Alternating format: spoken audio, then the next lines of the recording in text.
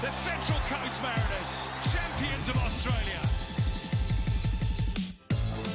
Melbourne Victory look to go level on points with ladder leaders Wellington Phoenix as the Jets look to cause a massive upset in match day 15 of the Isuzu Ute A-League. Good afternoon and welcome to McDonald Jones Stadium on Awabakal land here in Newcastle as the Jets host the undefeated Melbourne Victory. Well, Jets coach Rob Stanton says that if he could play the league's top sides every week, he would. It's the lessons the competition's youngest side get from these kind of tests that he revels in. And as it's panned out, Newcastle are getting just that. The table toppers Wellington last week, the undefeated Victory this. So what have his young Chargers learnt since their heartbreaking defeat last week against Wellington? For Victory, they might be undefeated and experienced, but the learning for them goes on as well as they look to end a run of 3 straight draws and find the goal-scoring answer to the absent Bruno Fornaroli, who, as we know, is very close to a return, most likely next week for that clash with the Bulls. Let's get a check of the team news, and there's one change for the Jets after their last-minute defeat to Wellington, with Daniel Steins dropping out of the matchday squad altogether and Trent Bahagia coming into the 11. There's a welcome return on the bench for Reno Piscopo, Clayton Taylor and Tom Aquilina, who all return from injury, giving Rob Stanton plenty of depth on the bench. Trent Bahagia returns to the starting 11 for Rob Stanton after coming off the bench and scoring his 4th of the season last week. He's now just 1 goal away from his best A-League season of 5 goals, which he's managed in the last 2 seasons. He is flourishing under the style of Rob Stanton, and maybe this is the year he can get himself towards double digits. Tony Popovich has kept the same starting side as the one who drew with Sydney in the Big Blue last Friday. Zinedine Mishash is loving life in Australia, and his form on the pitch is just as good, scoring 4 goals in his last 7 matches. Nishan Velupillay is going to lead the line with the exciting Daniel Arzani, and Ben Falami, of course, the match winner in that classic in Perth last month. Ryan Marchand departed the club during the week, but of course, Roderick Miranda, he is the captain alongside Damien De Silva in that all-important Victory backline, which is the 2nd best defence in the competition. And Nishan Velupillay's final opportunity, leading the line for Victory with Fornaroli returning from Socceroos duty. He scored against the Jets back in round 2 and also scored against the Mariners in round 6. But to go with the goals, he's also grabbed a few assists this season, 3, which is equal most for Victory alongside Mishash and Arzani. Rob Stanton has challenged his team this week to be fearless in the big moments after conceding late goals to drop points over the last month. He says the top sides have an air of arrogance in those match-winning moments, and he wants his young side to take the game on when it matters. Well, the 3-time A-League Men's Coach of the Year, he's got 3 consecutive draws for the 2nd time this season. They had 4 straight earlier in the campaign. He says that he's really happy with Victory's structure at the moment. Defensively, they are very sound, but he's hoping for a bit more cutting edge and confidence in front of goal before Bruno Fornaroli returns next week. And Jonathan Barrero, would you believe he referees this fixture for the 2nd time this season? He was in charge when Victory beat the Jets 5-3 at Amy Park in October. So we're all good to go on a sunny Saturday afternoon in Newcastle. The 53rd meeting of these 2 sides.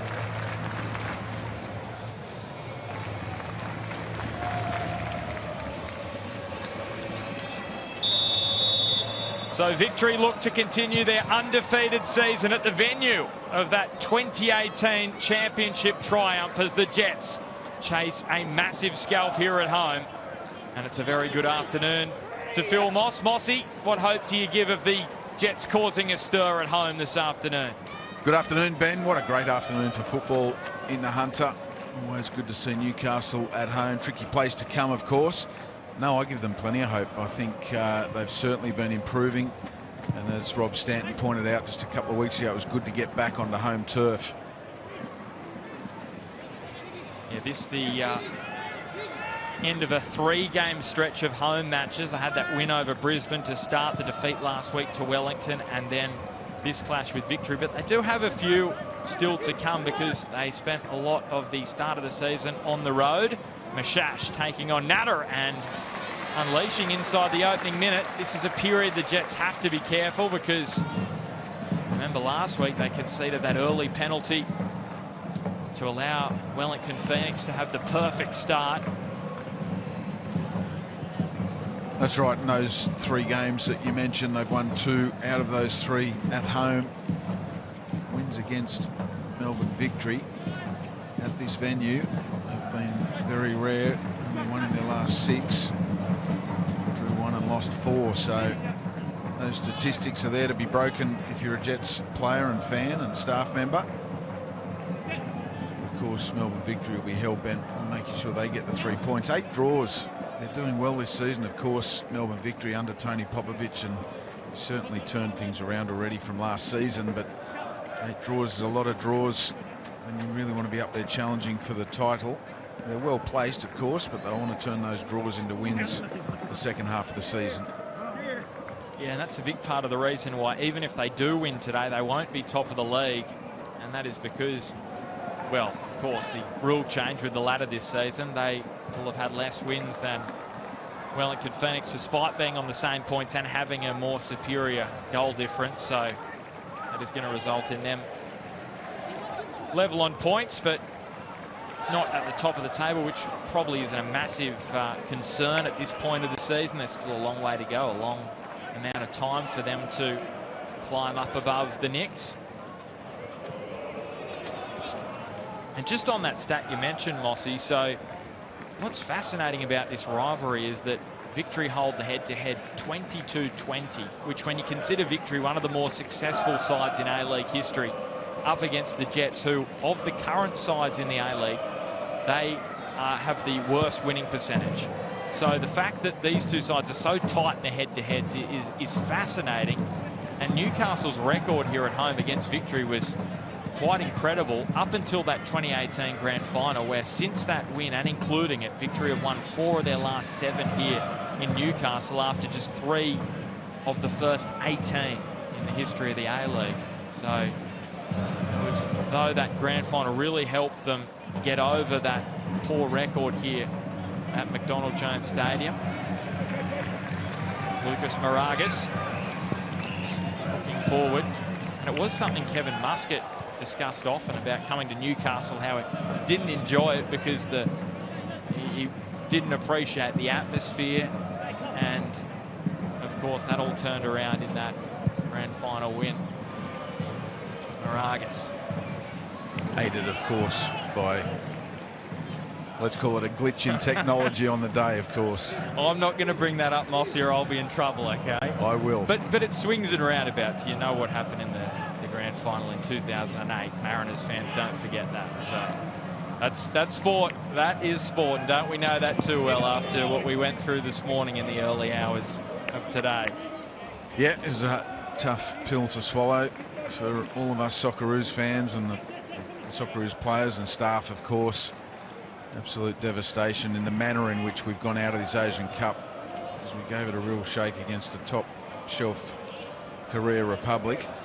Just didn't quite have the finishing touches to put the game to bed and go through to the next stage, which of course was a semi-final.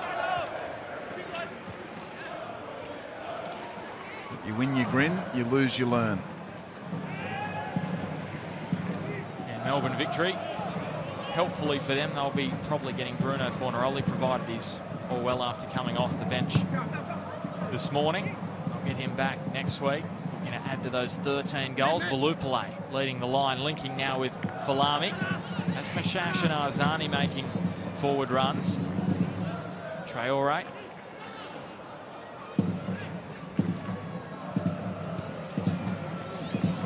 link up again from Melbourne Victory. It's a really good start from them. And almost a wonderful goal for Nishan Valupale. That would have been a huge confidence booster for him. Well, it was well worked in the end by Melbourne Victory, wasn't it? And Valupale was just played in behind Jake Brimmer with a lovely touch, and he got it over the advancing Ryan Scott. But luckily for Newcastle, there was enough bodies there just to avert the danger. And it was Dane Ingham getting his body in the way, keeping his arms out of the way. The corner is a deep one. Once again, Ingham involved. Guerrier brought it down, but didn't quite have the finishing ability on the volley. He's only scored the 2 A-League goals in 174 matches.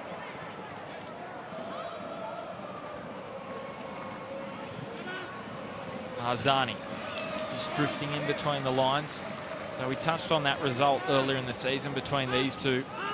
5-3 winners, Melbourne Victory. Bruno Fornaroli, 4 goals. That was the first time this season. Of course, he's done it twice. And Nishan Valupale also scoring. And here is Mashash. Ryan Scott was coming out. And it's been a little nerve-wracking had Mashash been able to retain possession. We know how good he is with his finishing ability. We saw that last week with that inventive little chip over the on-rushing Redmayne for the equaliser in the big blue. And that was something that Victory have said this week they're looking forward to, playing against the side that's hopefully, for their sake, not down to 10 men and just sitting back behind the ball, because they've had that the last 2 weeks. Last week against Sydney with the red card for Pat Wood, and then the week before against Wellington when Tim Payne was sent off. And the start of the 3-match run of draws was in Unite round against the Mariners, where they conceded that late goal.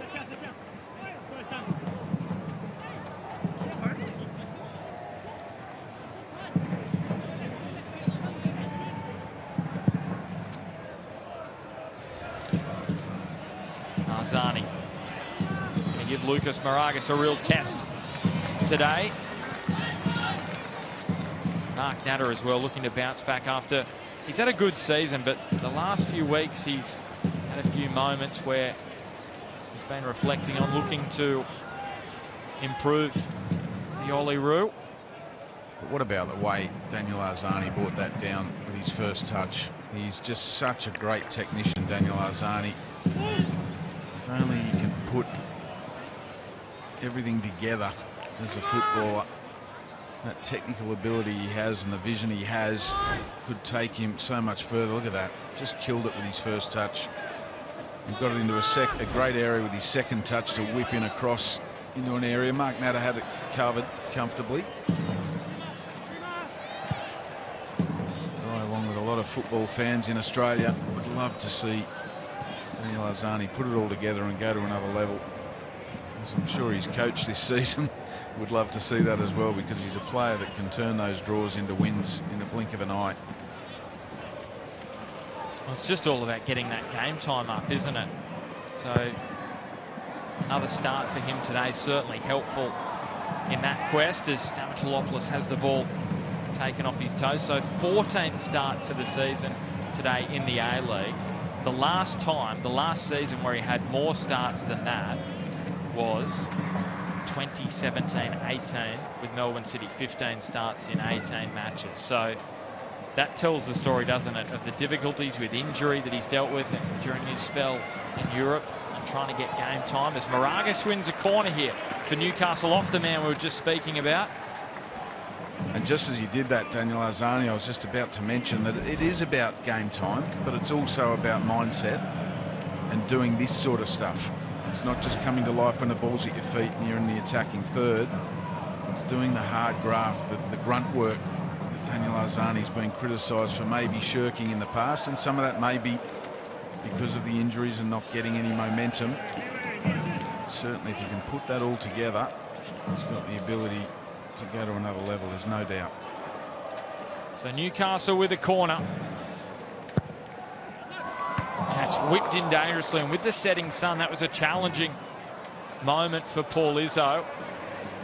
Nice bit of control from Brandon O'Neill, and then unable to be kept in after Dane Ingham tried to link with him. Well, this is tough for Paul Izzo, and he deals with it very, very well under some intense pressure. You'd probably say illegal pressure, Mossy, the way that Timmins basically had two hands grabbing the shirt. A little surprised not to hear a whistle, but play on. Izzo dealt with it well. Moragas accelerates into space. Just look at the turn of speed there from Lucas Moragas. Links with another flyer in Wilmering. Stamatolopoulos. Maybe he was thinking, I thought he got the pass wrong in terms of the weight out wide, but it looked as though he was hoping for Moragas to angle his run inside the box a little further. Did apologise eventually because Moragas was staying quite wide. Traore for the run of Ben Falami. Players in this victory side, you think of the likes of Falami, Arzani, talents that have spent time in Europe. Massive opportunity. Ryan Teague, another one there. But a great nucleus, Tony Popovic, to allow these players foundation to step up again to that part of the world if they have a good season here, or potentially put together some consecutive seasons of good form. Jake Brimmer, Mashash, and he fires it high and wide. Well, you think Jake Brimmer, Moss, here's another one. Johnny Warren medalist a couple of years ago. Here he is, back in the starting side, getting some good game time this season after the injury affected last campaign. Yeah, certainly I'm a big fan of Jake Brimmer. When he's at the top of his game, wonderful player to watch, very versatile as well. He can be that link, he can also be the one with the killer pass. I know he's got a great set piece on him as well.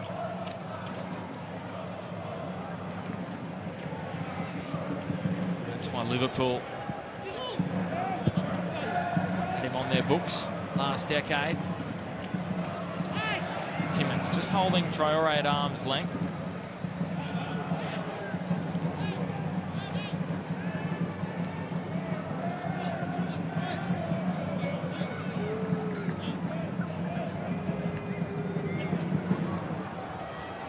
Hingham.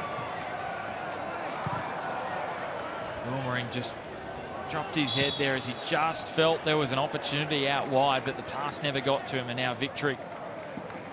And a free kick. Yeah, Brandon O'Neill just pinged by referee Jonathan Barrero. Pinging a little bit too aggressively and blocking the run. Good to see him back in the starting lineup for Newcastle. Brandon O'Neill, such a leader. So much experience. He's a winner. Exactly the type of player that Rob Stanton needs, leading his team around the park every week.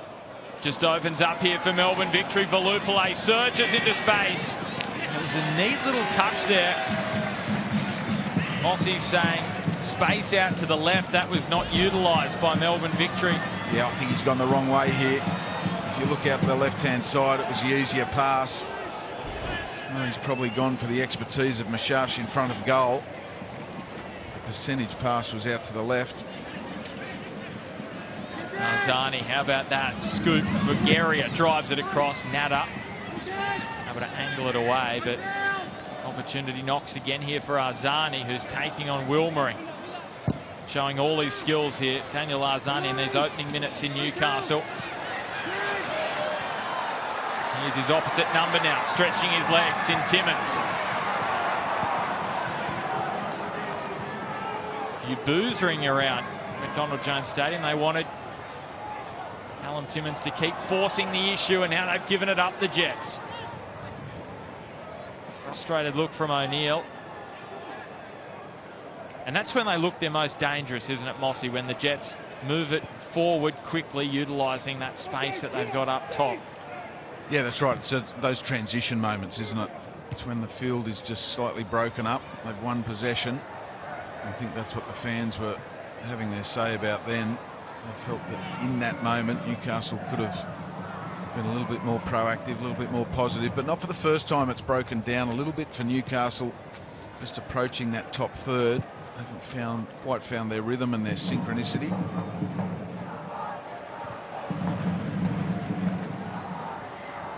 That was the challenge last week for the Jets against Wellington. They conceded that early goal and had to go up against a stacked defence. Stamatolopoulos flashes the shot wide of goal, but the flag comes up for offside against the man looking to chase down Bruno Fornaroli before he arrives back in the country. He's got 10. Well, we'll see it here on the replay. He's just gone a touch too early, or the ball came a touch too late, whichever way you want to look at it. That's a warning sign for Melbourne victory because they weren't perfectly aligned there. In the end, you'd say it was well held, the line, but it was slightly off perfect. A player like Stamatolopoulos and the vision of Brandon O'Neill, they can't afford to give them too many opportunities to get in behind like that.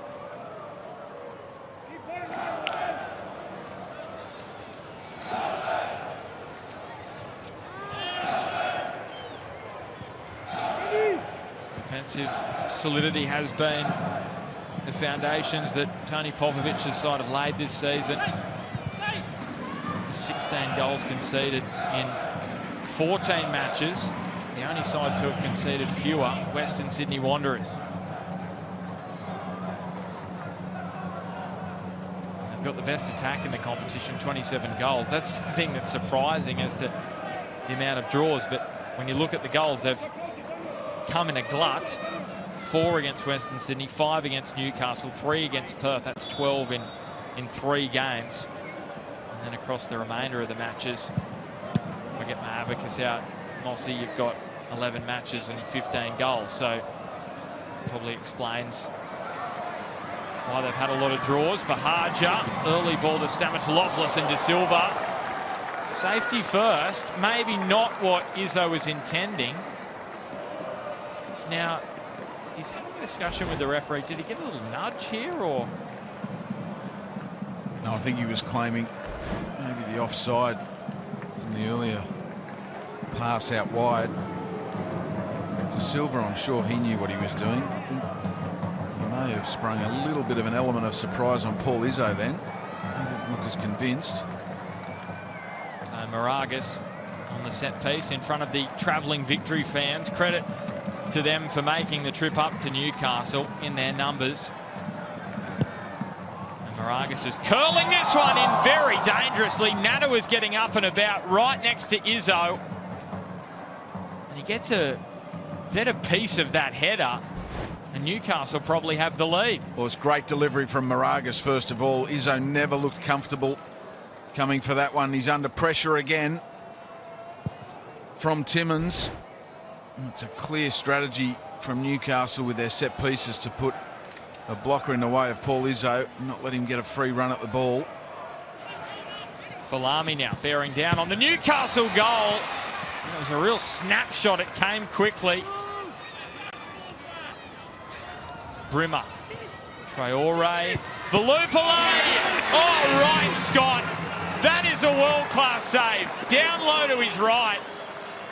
How has he managed to keep that out? Well, only he can tell you, and it's hours and hours of training and being sharp and staying alive. That's a great snapshot from Valupale and an even better save from Ryan Scott. That is absolutely brilliant goalkeeping. No time to react, pure instinct and technique. He does bring a corner though. Numbers getting up. Oh, Ryan Scott! Great Scott! What's going on here in the Newcastle goal? Put a cape on him. He's absolutely brilliant. What a start to the game for the Novocastrian custodian. Look at that. Again, very, very little reaction time. No doubt would have seen it a little bit late as well. He had some defenders in front of him. Stamatolopoulos. Fingertip to safety. Another corner. Brimmer. Dangerous this time. They're able to break through. Melbourne victory. And it's the captain, Roderick Miranda, with his first of the season.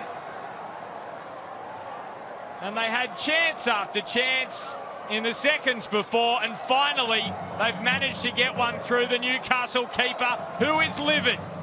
And you can't blame him either, Ryan Scott, for the last couple of minutes he's had. But look at that delivery from Jake Brimmer on the Harvey Norman replay. I spoke about it early in the game, the set-piece delivery from that man, Brimmer. Roderick Miranda times his run to perfection to that near post. And on that occasion, there was zero reaction time for Ryan Scott. He just couldn't get enough behind it. And the trajectory of the set-piece delivery from Brimmer, the connection from the head of Miranda, the Melbourne Victory captain, was just too much for the Newcastle Jets defence. First goal since April 2022 for the Melbourne captain. He scored a couple in that first season down under. Didn't grab a goal in the league last season. And Victory have their lead here. Newcastle didn't learn the lesson the corner before, but they may get a chance here. Moragas looking to return immediately. He may get a second bite at the cherry. Timmins, O'Neill, and the deflection is going to ensure it's a Newcastle corner here. Well, that's a great retort from the home side, and we've seen Brandon O'Neill put ones in the back of the net from this spot exactly, and that looked like it was on target for that far post area as well. It's exactly what you want to see from your team when you cop a goal, is to go right down the other end and ask a question straight away. So Brimmer's delivery, superb for Victory. Now Moragas, we saw it was a great delivery before. Natta couldn't make it count. And he delivers something identical. This a little deeper. Natta gets up there. And Izzo got a little knock on the way down. Yeah, that was awkward. I think it was Trent Bahaja, was it? No. There's Cal Timmins. Callum Timmins, who's not been giving Izzo an inch, not a millimetre at these set pieces. He just left a lazy foot in there as Izzo was airborne to take that ball. He came down very awkwardly.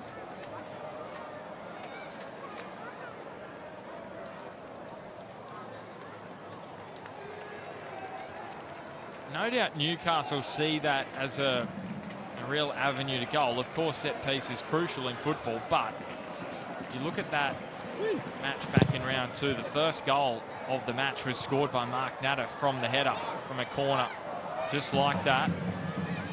Arzani getting on the outside, and Mark Natta stopping what would have been a certain goal. It would have been a tap-in in the middle of the box for Lamy. Yeah, fantastic from Melbourne Victory, full of intent. Ben Falami was lurking with intent, ready for that tap in. Not for the first time we've seen Daniel Arzani try and deliver early for the central runners. So Newcastle's corner defence facing another test, and it was Miranda again getting on the end of it. So yeah, and you can hear the message. I believe that was Ryan Scott. Apologise for the fruity language, but that's exactly the message from the goalkeeper. Miranda's getting too many free headers. And Bahaja in behind. He just had that little glance to have a look at Stamatolopoulos. Victory players around the middle, and he delivers eventually, and it's Teague who is pushing it out for a Newcastle corner. It's a corner-a-thon at the moment, Mossy. Well, it's end-to-end action, isn't it? It's got a fantastic feel to it. The first sort of 5 or 7 minutes of this game was a little bit cagey. Both teams feeling each other out. But since then, it's really opened up. I think Melbourne Victory have really honed in on the Newcastle Jets near post area from set pieces.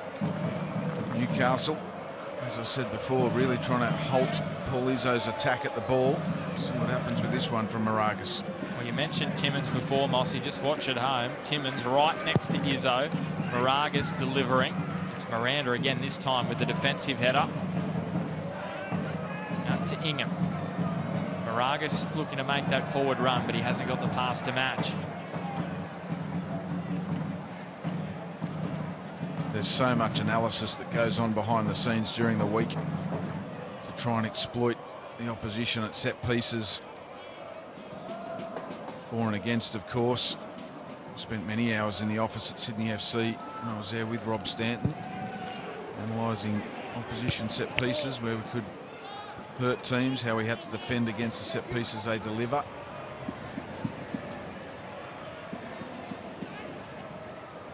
And then, of course, putting them into practice on the training pitch, making sure players all know their roles.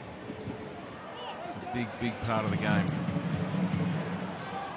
Moragas, his feet just about on the chalk, allowing that width for Newcastle. Wilmering saw the run of O'Neill, ended up trying to use it, but O'Neill knew he was offside, so didn't bother to get involved in play. Neat pass from Brimmer, just slid it in front of Mashash. Tony Popovic urging his side here to keep possession.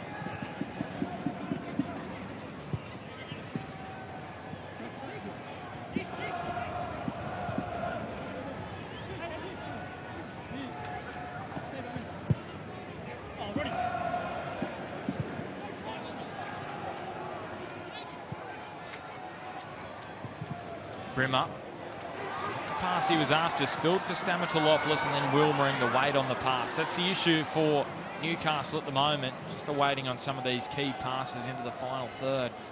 Yeah, as I said a little bit earlier, they're just not quite in sync in that top third yet, Newcastle. Found their rhythm and eye contact. The player on the ball and the willing runner.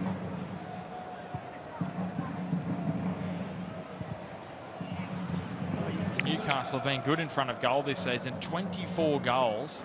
Would you believe that's the 9th best in the comp coming into this round? Victory of first, 27. So that just shows you how tight things are in the league this season. It has been a goal fest in the A-League this campaign.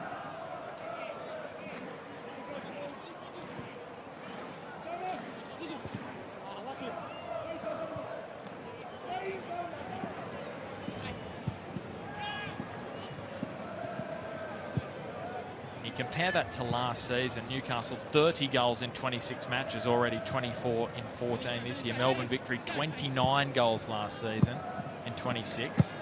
They've already got 27 this season. So big turnarounds for both of these two sides. No surprises, of course, about Melbourne Victory, but even the Jets on the rise in that particular statistic. Yeah, well, I think last season a lot of their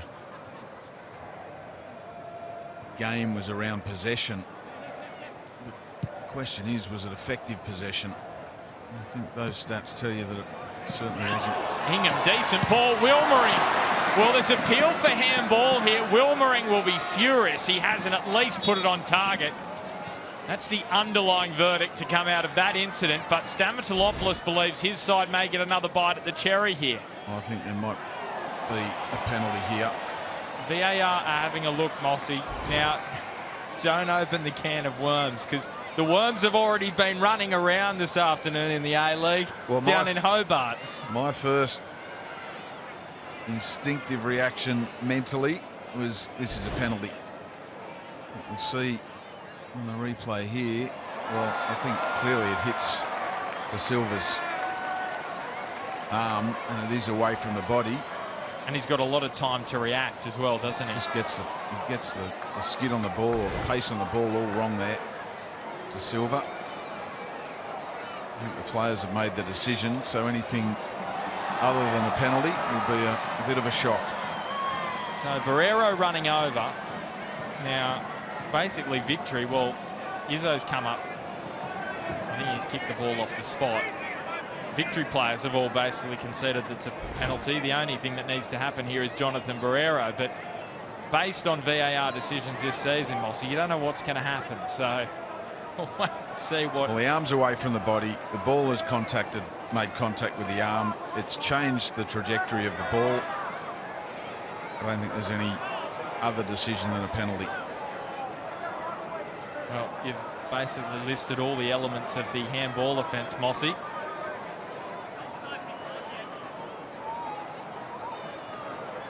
And I'm not going to be fighting that in court. He'd be a good lawyer. Jonathan Barrero is a lawyer, and he's considering all of the elements here, and he's taking his time.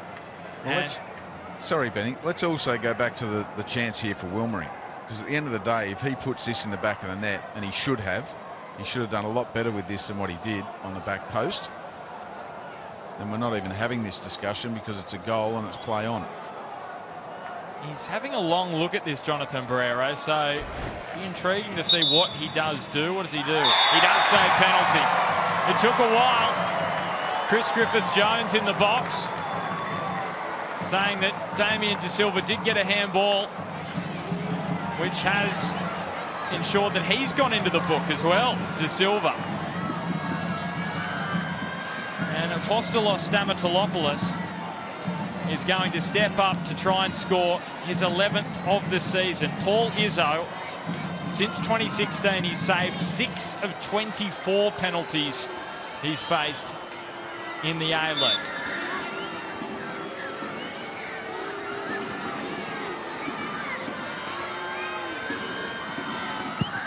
And he saved it, Paul Izzo. He denies Newcastle's leading goal scorer. What a huge moment that could be for Melbourne victory. Big, big save from Paul Izzo. Stamatolopoulos will be disappointed with that effort. Was it a good height for the goalkeeper? Not wide enough. Oh, hang on a second, Mossy.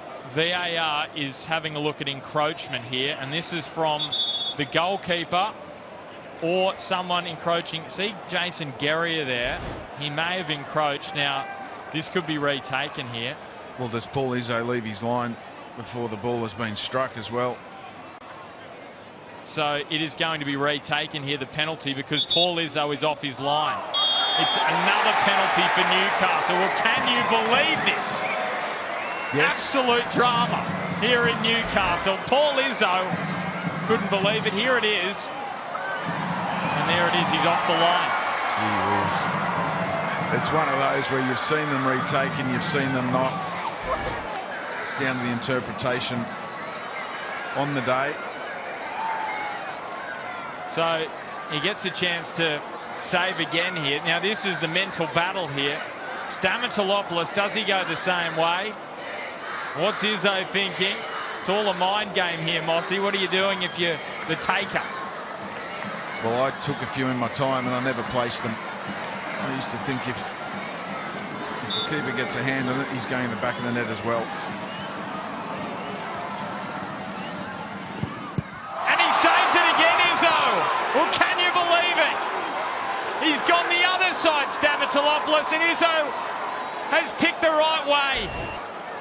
Well, he's gone the other way, Stamatolopoulos, but again, it's not a good enough penalty. It's just not. If the keeper picks the right way, it's a relatively easy save. And Izzo's done that. He stayed behind his line this time, picked the right way. That was nowhere near side netting from Stamatolopoulos. And Paul Izzo comes out king of the mind games. Well, that is quite brilliant goalkeeping. You probably should get a couple of saves on the statistics for that, Paul Izzo.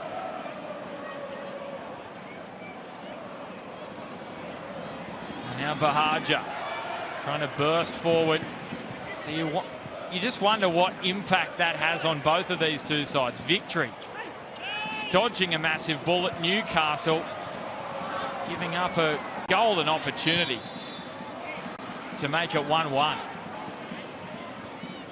That's right, and it does, as we see the foul again on Miranda from Callum Timmins. It certainly does play with players' minds, and things like that happen. And Stamatolopoulos, gee whiz, the season he's having, already reached double figures. You'd put a couple of houses on the fact that he was going to find the back of the net at least 1 out of 2 times.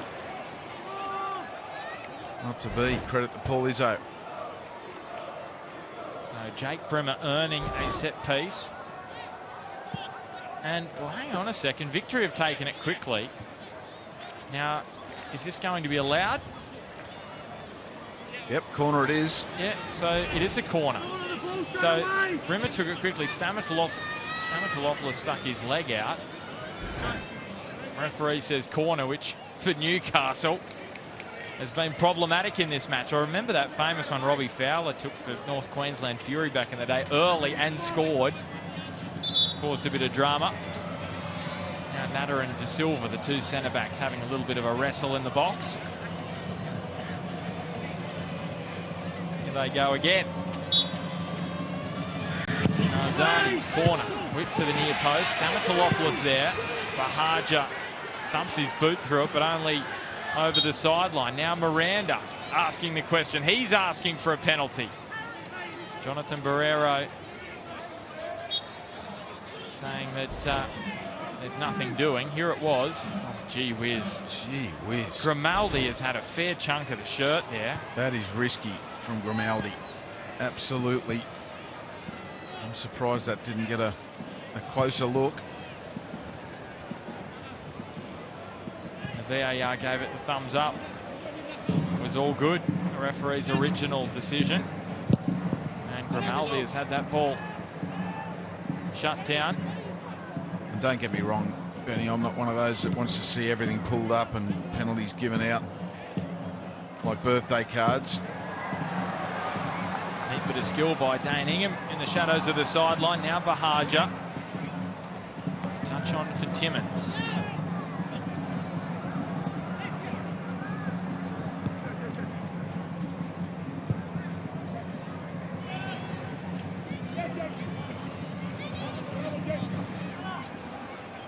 So after everything that's happened in this first half, we're back where we were about 10 minutes ago. Melbourne victory leading by a goal to nil after all the drama. If you just ducked outside and came back, you'd think, oh, nothing's happened. Well, Paul Izzo saving 2 penalties after he saved the first. Then it was forced to be retaken because he stepped off his line before Stamatolopoulos made contact. So he went back to the spot and saved again. And it's allowed his side to retain this 1-goal lead.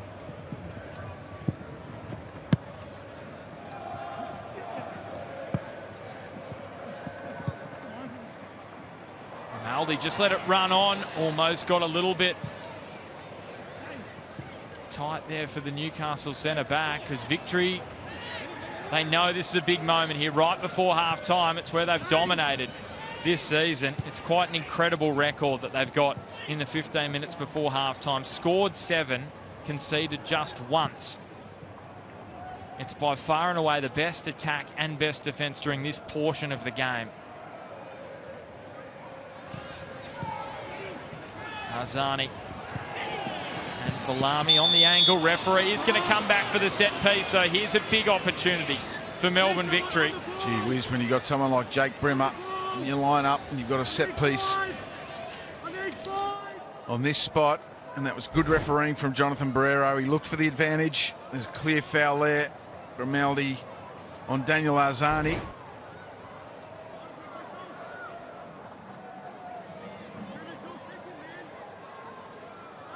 Looks like there's a little bit of debate over who's going to get the rights to this free kick. Daniel Arzani trying to claim it. Jake Brimmer having a word in his ear.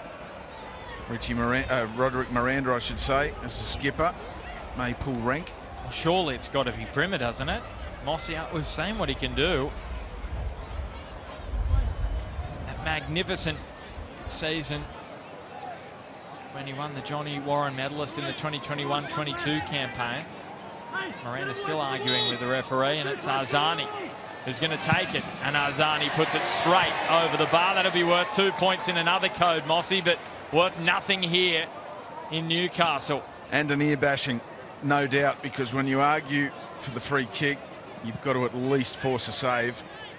And you've got someone like Brimmer in your side who is renowned for getting them on target from that area.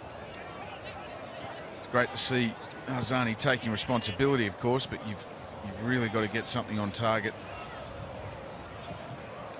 And Nata gets shut down. Arzani may get a chance for redemption. Daniel Arzani powered it straight at Ryan Scott. And Lucas Moragas, who's got the 47 with the blood-stained previous jumper, tossed to the side. Still going Lucas Moragas. O'Neill. Wilmering. Moragas inside, uses O'Neill. The first touch let him down, and he has to prod it all the way back in the end to his goalkeeper. You heard the message from the home fans here asking Lucas Moragas to have a shot. O'Neill, how well weighted is this pass? Decent enough, but Moragas, what will it be here? Referee says just the goal kick. Well, that's wonderful defending from Jason Guerrier. He just waited for Moragas to get his first touch. He knew that he was running that ball down hard, Moragas. It's going to be hard to gather it in. He just waited, Guerrier, for him to take his first touch, then got his body in between the ball and the player and ushered it through to safety.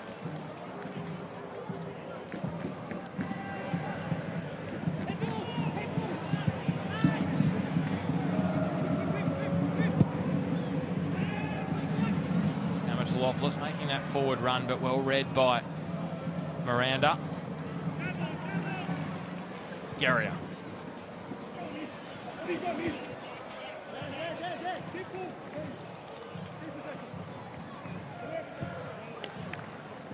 Possession, the cry from the Victory bench. We'd love to head to the Sheds with this one-goal lead intact. They would most certainly love to double it. Arzani taking on Moragas again, cutting to the byline. Surely someone's going to put it in, and incredibly, the ball has bounced off just about everyone in that 6-yard box and gone out. Well, this is where Daniel Arzani's at his best. One-on-one with a defender, takes on Moragas, takes that extra touch just when you think he's going to deliver into the central area. He takes that extra touch, which catches Moragas off, gives him that extra half a yard to deliver. But it was set on his way by a fantastic diagonal pass from Adama Traore.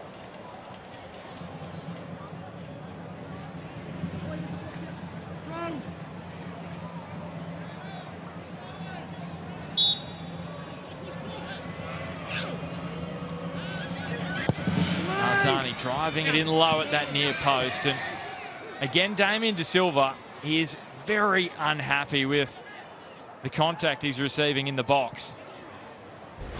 Yeah, well, it's these runs to that near post area, isn't it? You can see Melbourne Victory are peppering Newcastle's near post, and of course he's going to get close attention to Silva. Him and Roderick Miranda are causing all sorts of problems at set pieces. The question is, and that's what the referees are there to judge, is whether it's legal or illegal. Wilmering. And Moragas, open pastures ahead of him. He delivers into the middle, and it's the man in the orange shirt who emerges with the ball. I actually think that's a really intelligent cross from Moragas. Stamatolopoulos, I think, was just beaten by the pace of the ball, couldn't quite get there. Here it is. That's a great little ball. You can see Stamatolopoulos doesn't get there. And Bahaja doesn't angle his run. I think if he'd angled his run more towards the near post, he may have just got something on that.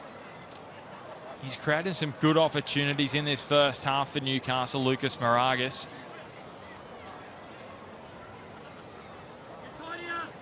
It's a first half which has flown by. You just wonder how much stoppage time we're going to get with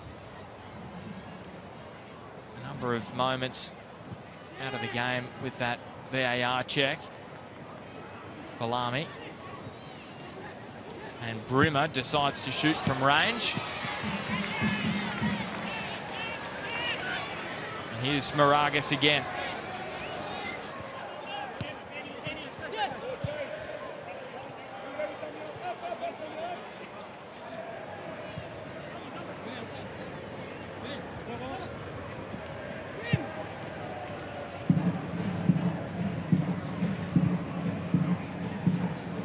Floats it forward. That's a well-angled header by Bahaja.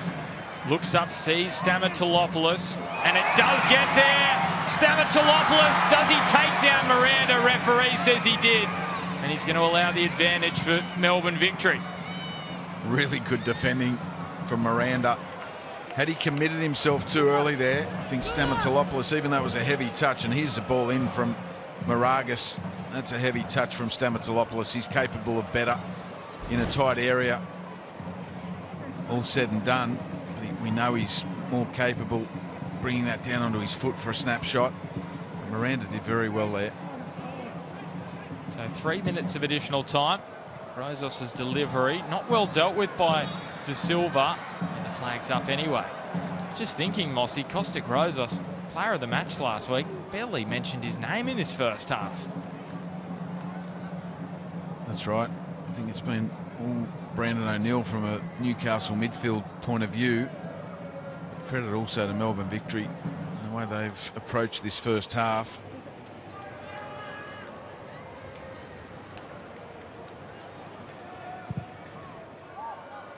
It's been very much an end-to-end match that midfield really hasn't been getting involved a whole lot outside of O'Neill, as you mentioned, Mossy, from a Newcastle perspective. So we've got 3 minutes of additional time. We're almost halfway through that here. And there's no doubt Stamatolopoulos, he'll appreciate going into the sheds and maybe just getting a message from the coaching staff. He's had a wretched first half. 2 penalties saved.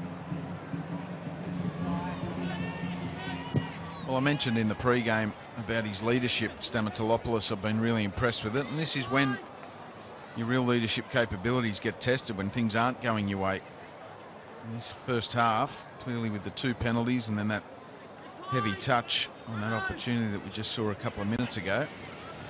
Needs to wipe that from the memory banks and play what's in front of him. Mashash cries that he was offside, but play allowed to go on, and Ben Falami was almost presented with an opportunity. Now Bahaja, so Newcastle maybe with one final roll of the dice before the break. Wilmering left it there for Moragas, and it breaks down for the Jets. So victory could come at them here. They've got less than 30 seconds.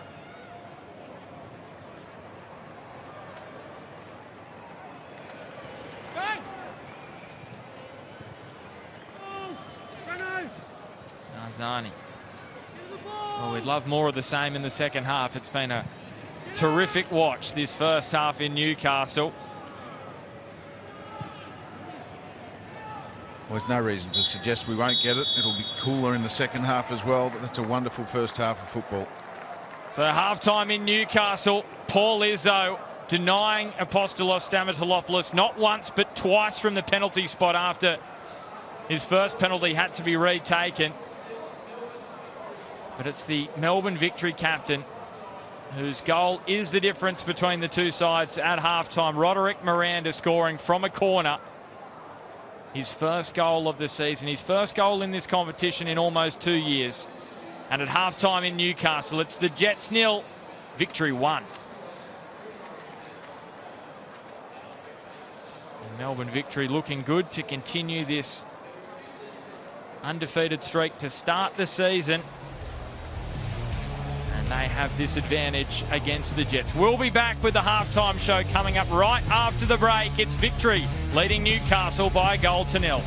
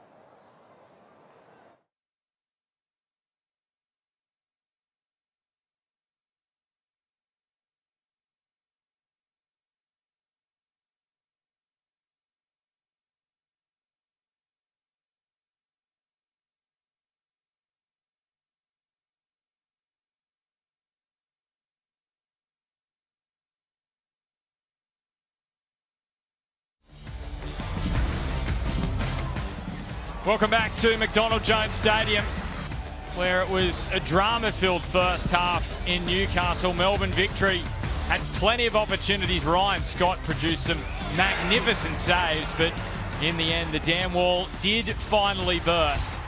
Welcome to the Hungry Jacks halftime show. Roderick Miranda, he was the difference between these two sides. But Mossy, this was the moment of, well, the biggest drama in the first half, the penalty and penalty retake. Yeah, that's right, and I think VAR got it right on both occasions. I have to say, Paul Izzo did come off his line early for that save. You can see it clearly there. And then the retake, Stamatolopoulos, that's at a good height for Izzo. He did move early. It was an illegal save, so it was retaken, there's no doubt, and that's the right call. But Stamatolopoulos on both occasions won't be happy with the penalty, because if the keeper picks the right way, they're both reasonably comfortable saves, and he does it on the second occasion as well. That's not going side netting, so that gives the goalkeeper a chance to save it if he picks the right way.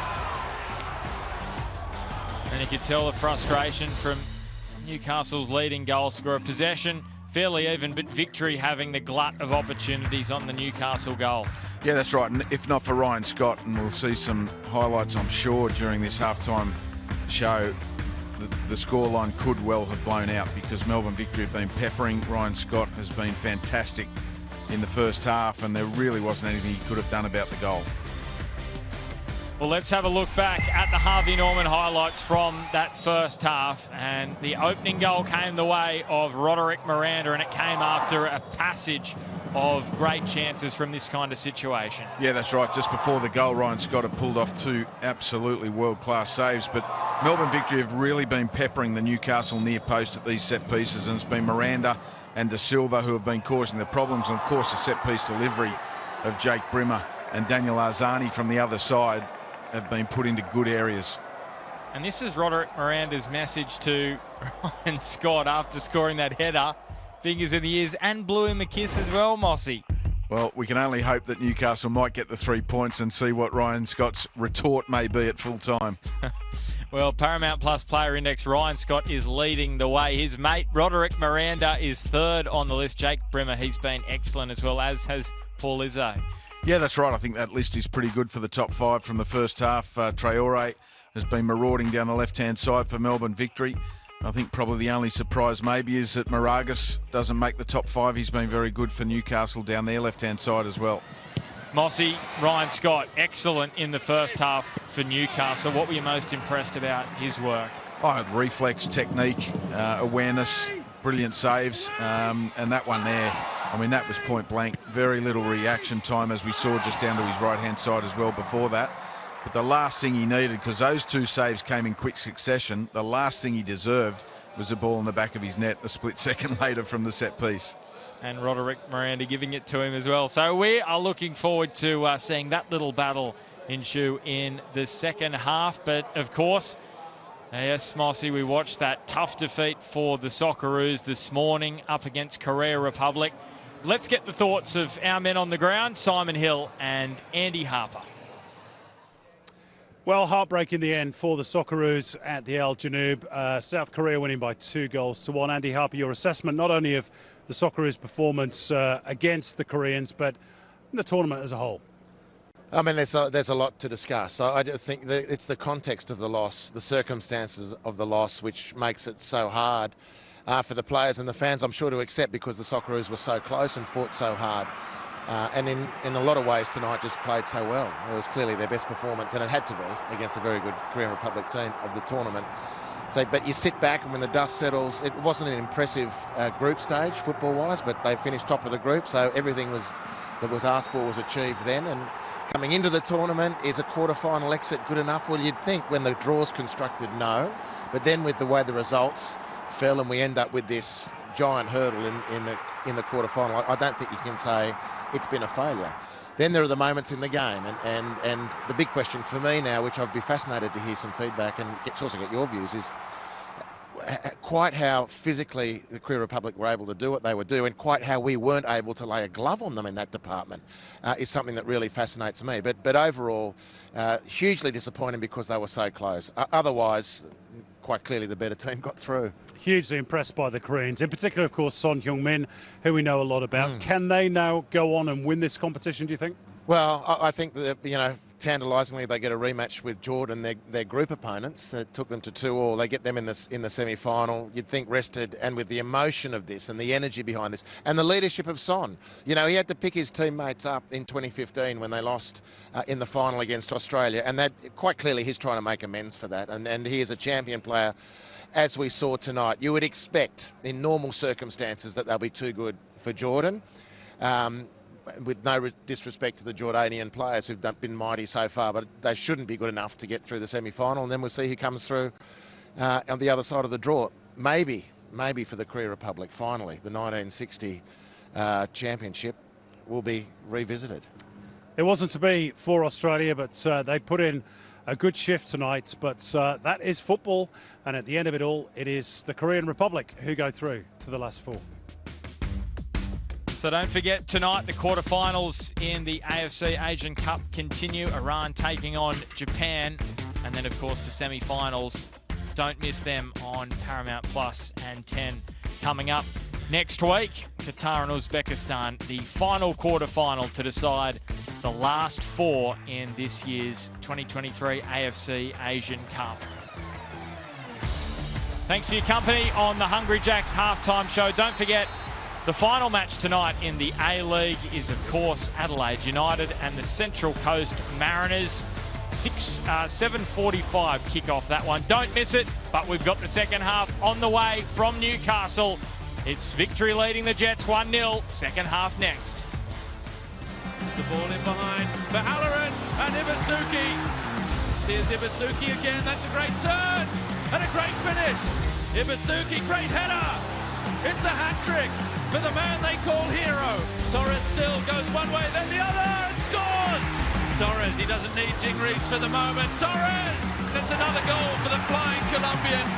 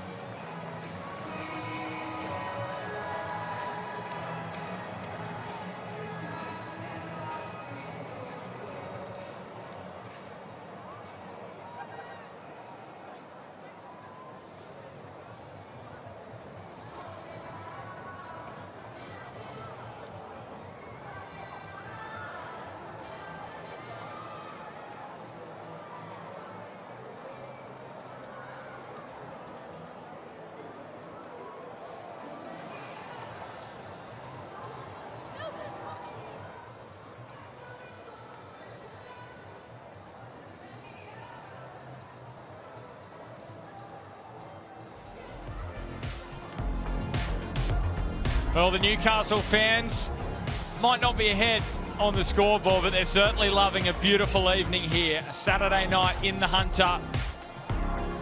And there's going to be a couple of changes for Rob Stanton's side. So Clayton Taylor and Tom Aquilina coming on. Wilmering and Timmins taken off. Both of these two returning from injury.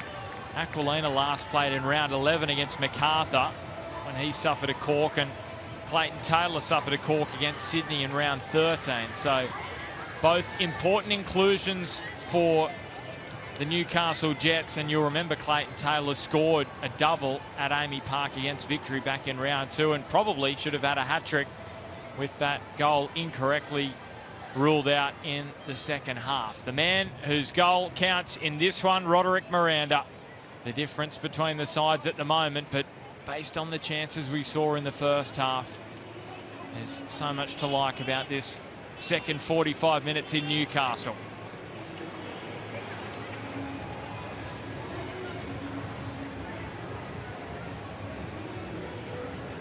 So Melbourne Victory get us started as they look to make it 15 unbeaten to begin the season, which will be just one off the best in club history. And Phil Moss, Newcastle, well, they have to put the first half behind them, especially this man who may just be about to do so here as he links with Clayton Taylor, who bears down on goal and very nearly made the perfect introduction. Well, that would have been a super coach moment right there. The two substitutes, Thomas Aquilina starting things on the right-hand side, through to Stamatoulopoulos, who played in Clayton Taylor. And gee, if that wasn't his first touch of the half, you'd think that he would have got that on target. Still trying to find his rhythm. But Robbie Stanton clearly not sitting around waiting for things to happen. He's trying to make things happen with that double substitution at half-time. It nearly paid the ultimate dividends.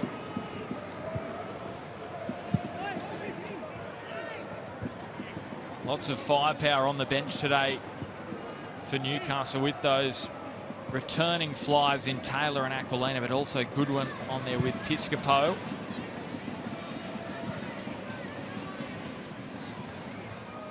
Traore. And Grimaldi has convinced the assistant. Well, there is the Newcastle bench. Bertomier, who's been dealing with a knee injury. Jason Hoffman also there along with Reno Piscopo. Is he the happiest man in the A-League? Jason Hoffman, always smiling. Oh, he's a legend. And he's almost up to 300 games, Mossy. 295, and he celebrated his 35th birthday. What was it? Sunday, I believe, last Sunday. Yeah, happy birthday to the Hoff. One of the true stalwarts of the A-League. And probably never given enough credit for the quality of footballer that he is and how versatile he is as well. Played plenty of different positions through the year. Although he had a stint down in Melbourne, he is a new Novocastrian through and through.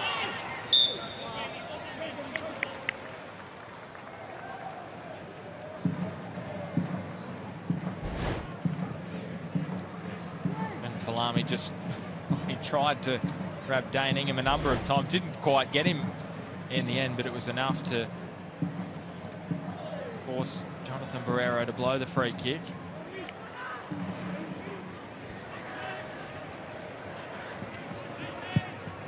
Nasser looks forward, uses the diagonal to Stamatoulopoulos, saw the forward run, floats it back post, Bahaja's header, off to Silva, back to Taylor. First time he didn't get a piece of it. Now O'Neill. Here's the turn from Aquilina. Newcastle have come out in the second half with a renewed sense of vigour, haven't they? Moragas. Area gets a toe in. Spills for Taylor, who Victory know is dangerous after what he did in round 2. He just got his feet tangled up there. Well, what a double substitution does at half-time, of course, brings fresh legs, fresh energy into the team off the bench. But it also puts the other players on notice that no one's safe from the coach's wrath. Just so far had the desired effect for Newcastle. It's just lifted their intensity, Pressure. tempo. Good pressure, wasn't it, from Bahaja on Miranda.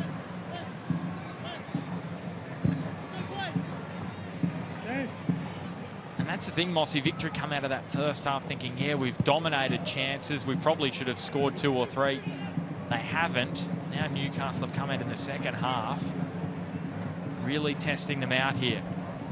What's been the challenge for Victory this season is taking those chances when they have got the foot on the throat.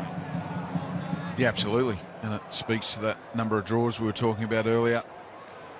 8 draws this season for Melbourne Victory, and they're well placed, don't get me wrong. But I'm sure Tony Popovic will be ruining the number of times his team's been in a position to turn those draws into wins.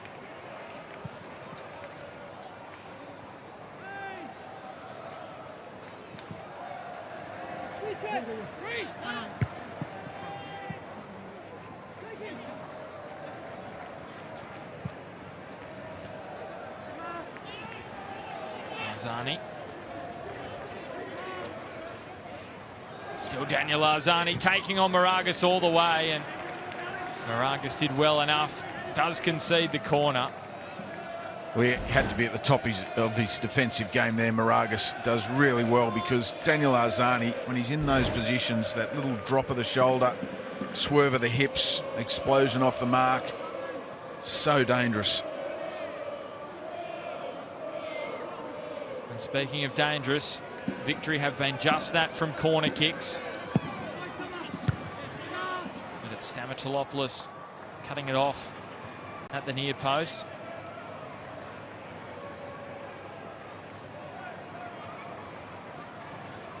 Just having a little conversation, Stamatolopoulos and Brimmer. Rob Stanton making those 2 changes at half-time. Almost brought a goal immediately for Newcastle.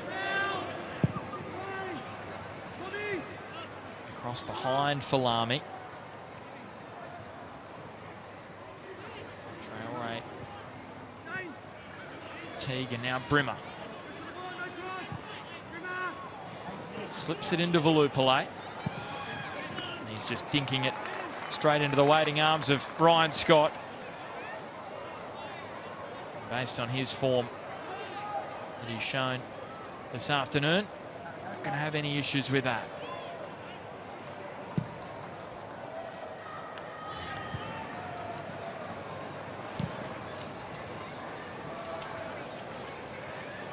Traore just left it into the path of Aquilina. Slips into Stamatolopoulos. Low he went, but not quite the power to beat Paul Izzo. And he apologised to Trent Bahaja, who was free as a bird right behind him. Stamatolopoulos maybe just offside there as the ball was released as well. Clayton Taylor looks up. Moragas. This could be tricky for Izzo. It was right against the crossbar and the post. He got squeezed in there. He's asking potentially for a free kick. Asking, almost demanding. He feels that Trent Bahaja illegally pushes him onto the post here. He's probably got a fair argument too, Paul Izzo. I don't think Trent Bahaja was ever going to win that ball, but still, full marks for attempting. Costa Grozos whipping it in. Got some really good whip on it, but too close in the end to Izzo.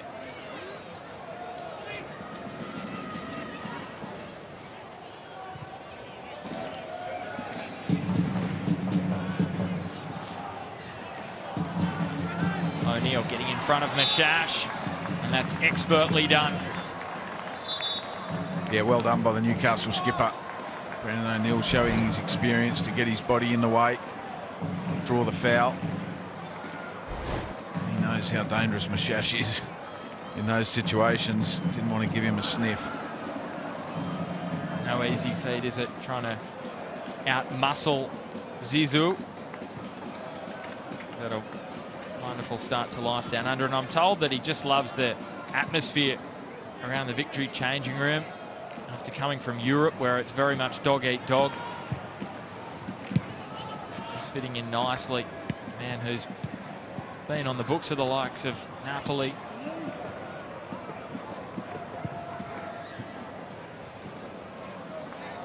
O'Neill, now Aquilina.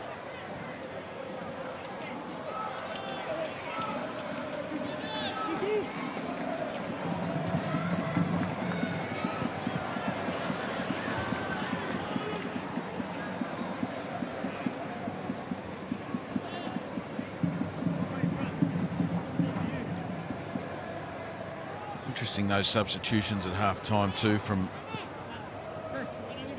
Robbie Stanton. Straight swaps. Tom Aquilina coming on that right-hand side for Callum Timmins. Clayton Taylor coming on for Daniel Wilmering. I thought he may have been tempted to push Dane Ingham a little bit further forward, but he's kept him in that fullback role.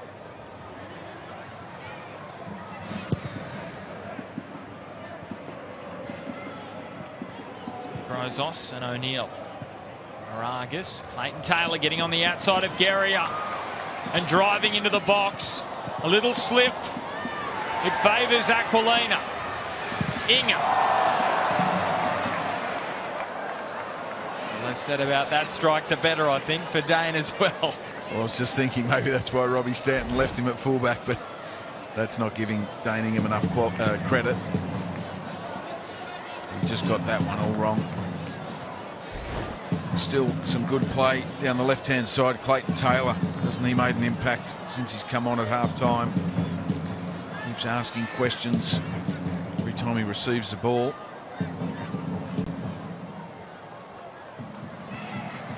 And he's won it back here after Stamatolopoulos' hard work. He just unleashes a shot from a almost impossible situation.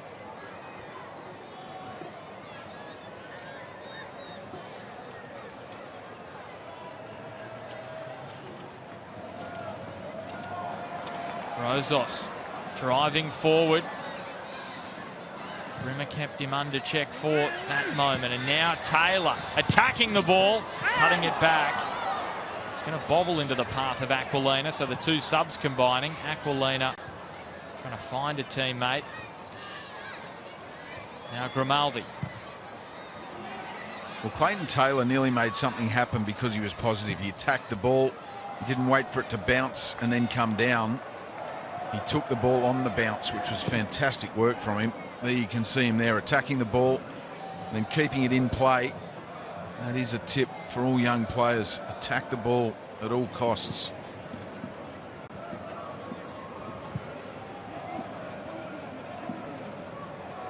He's one of those players with the X factor. Able to break down a side that is trying to sit back. There's Moragas. Not that Victory are doing that, but especially you think last week where against Wellington, Newcastle found it difficult to break through a really packed defence. He's brilliant in those kind of situations. And here he is now. Moragas. Early delivery towards Stamatolopoulos. Couldn't get the touch at the near post. And Izzo getting quite frustrated now. Well, they're huffing and puffing, Newcastle. They've really come out of the blocks in this second half. Paul Izzo just trying to calm his players down and keep them focused. As he knows if you give Newcastle too many sniffs, eventually they'll hurt you.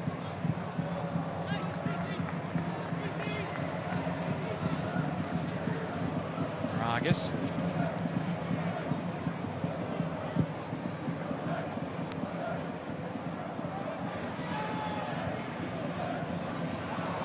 Bahaja ghosting through. Stamatolopoulos in the middle. It's Izzo. Most certainly knows the danger possessed by that early delivery, and he's making it his mission to cut it off. He is. Sees balls here, and I think Bahaja does quite well there, of course, but it's just those 1%ers, isn't it? Making sure you connect with those crosses. Well, the runs are timed well.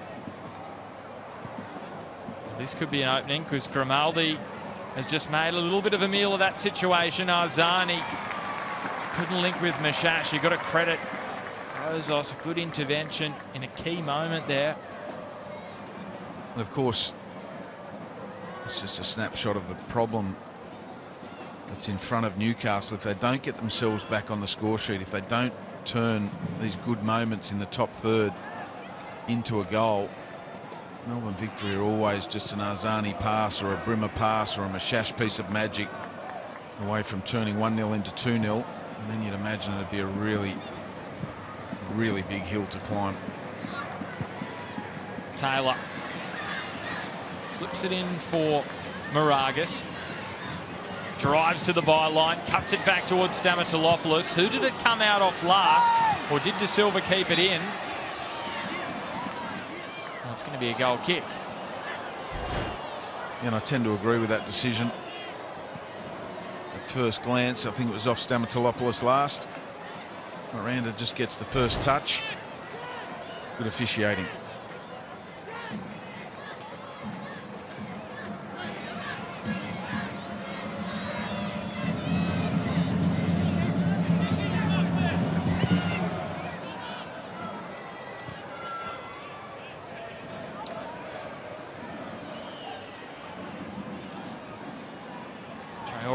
Some pressure by that pass, and then Miranda links with Valupale, who lost it to Ingham.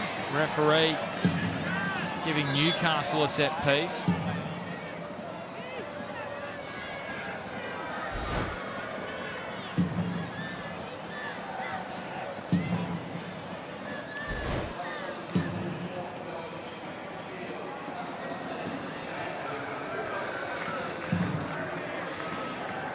Change on the way here for Melbourne Victory. So Valupale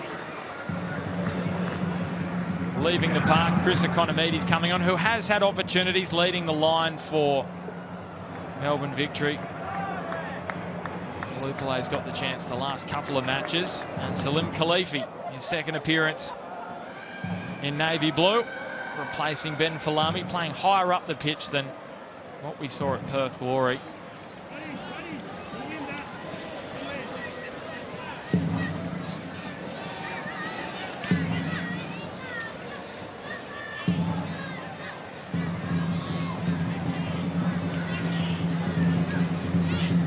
That breeze on the Victory shirts. This will push on this free kick from Brozos. Underway at the first by Brimmer.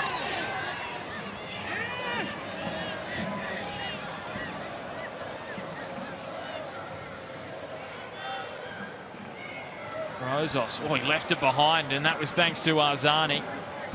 Economides with the fresh legs off the bench. Powering forward. Newcastle had it back through Bahaja and then didn't get enough power on the pass. Economides wanted that return pass from Arzani. He'd laid it off with a give and go. Arzani decided to turn out. We know what Economides is capable of. Coming off the bench as well. Fresh against tiring legs.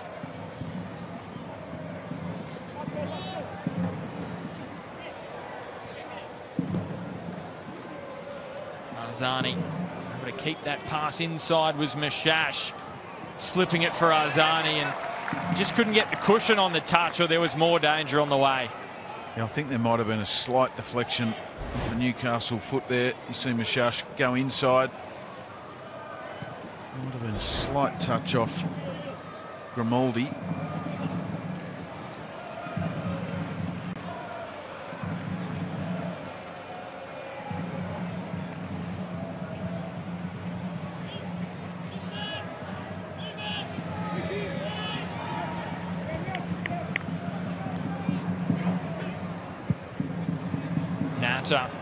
Saw the run of Moragas. Has it got too much weight on it, especially with the breeze? The nor'easter just taking it down and over the byline.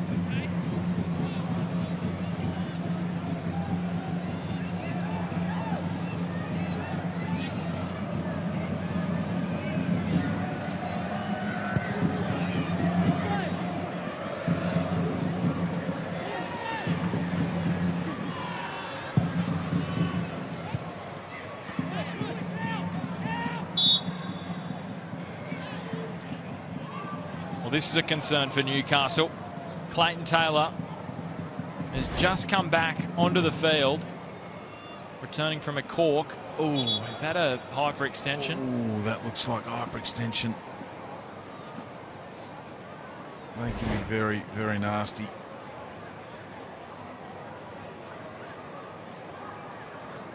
Imagine if it was... It's just as he comes down here. It's that left knee. I never like to see them. Let's hope he's okay. Doesn't always spell disaster, but sometimes it can.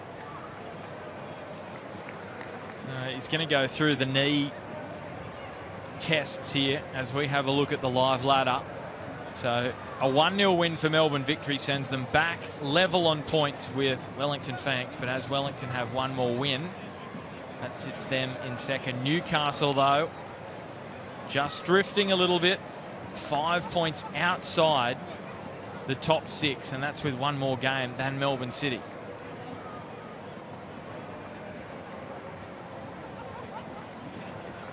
Now, Mossy, just talk us through. You hyperextend your knee. How easy is it to run freely after that? It really depends. It depends on the damage that's done, if any. Sometimes it looks worse than it is. Sometimes it looks exactly what it is. And it can be a devastating blow, but thankfully, looks like Clayton Taylor is back quickly, which is always a good sign. Well, this is the big test, isn't it? Whether he can continue to run freely and without pain, and that looked pretty good, that little passage there. You'd call that a pass mark. Knocks it straight into the path of Ingham. Aquilina to the line, which was cut off originally, but he gets it back off Traore, and now Clayton Taylor takes it in his stride. No injury issues here.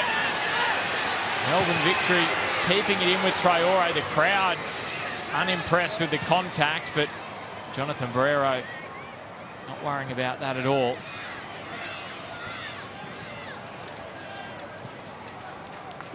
Well, that's remarkable from Callum Taylor, because sometimes when things like that happen, it can really knock your confidence. It'll take you a little while to get back into the game, and we see him right back in the thick of the action.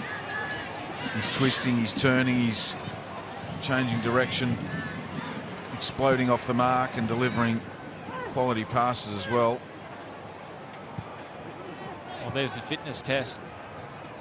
Clean bill of health for Clayton Taylor. They didn't need another absence from him as this delivery cut out by Grimaldi and now Bahaja.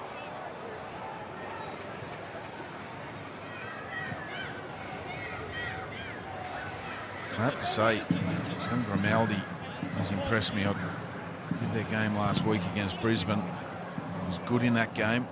Interviewed exceptionally well at full time as well. Very well spoken. And he really hasn't put a foot wrong today either. Still very inexperienced when it comes to A-League football. Rob Stanton and Damir Pradanovic, who knew him from Sutherland, clearly have a lot of belief in him. Yeah, came through the Sydney FC Academy, but was unable to crack it all the way through. Early delivery towards Khalifi. Almost caught the Jets by surprise.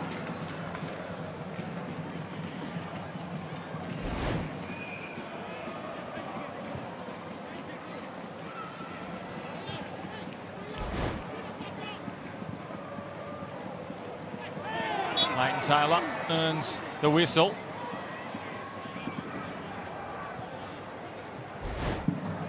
That's a clever little turn too from Clayton Taylor. Just shows his awareness of where the space is, using the pace of the ball as well.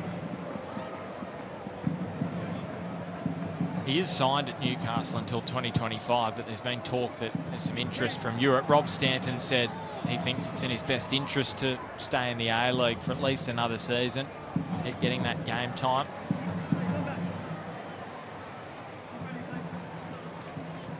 Archie Goodwin getting some messages from Rob Stanton. He usually forces things to happen when he comes out.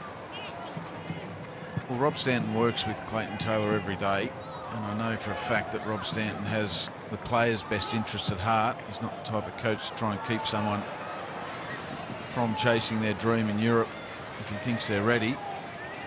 So I would say that's sage advice. And if you look at the example of young Tilio, he's just come back to the A-League. It is a warning for players to make sure they're ready to make that jump. And I can tell you from chatting to Rob Stanton and Damir Pradanovic, Clayton Taylor, the amount of video and feedback clips he asks for every week to go back and review his games is quite incredible. He's always going to the coaching staff saying, can you clip this out of the game? I want to have a review of that. As we see Trent Bahaja making way here for Archie Goodwin, the Cooks Hill United junior, who's the Jets' youngest ever goal scorer as a 16-year-old back in 2021. He's only 19 now. And they've been working him back off the bench. He's been just managed with that back issue. They don't want to throw him out there for a start just yet. They want to be careful. This is his 12th appearance of the season, so basically involved in pretty much every match this campaign. Khalifi just jumped in front of maybe a tiring Moragas, and now Economides. He's cross swept away by Grimaldi.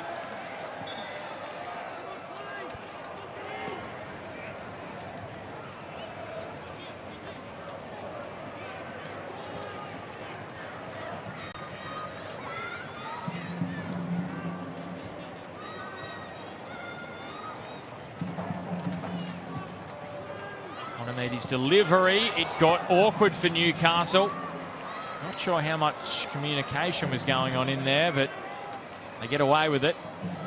And this is the thing, I mentioned it not long ago. If Newcastle can't find an equaliser, we know Melbourne Victory have got the quality to put a second on the scoreboard. They've got to have their wits about them at both ends, Newcastle.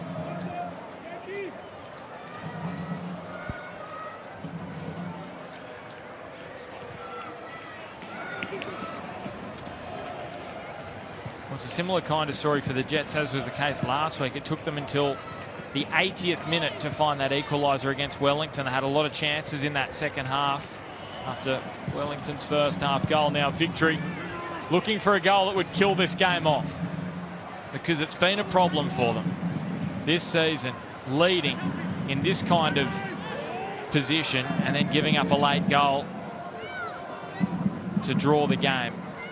They haven't lost this season, of course. Moragas ran into Teague. And Teague saying, oh, I can't go anywhere.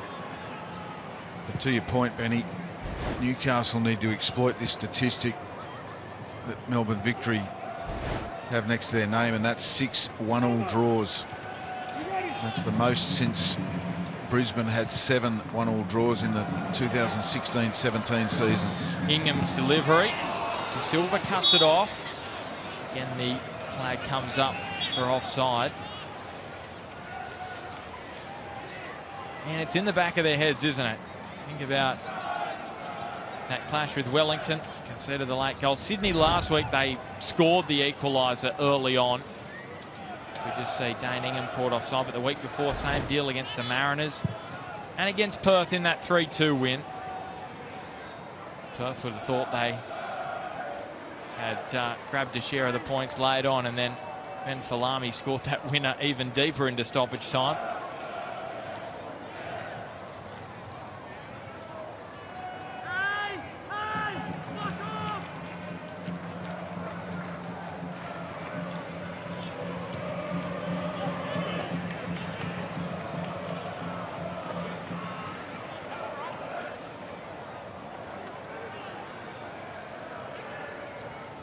Frustrating looking Tony Popovic.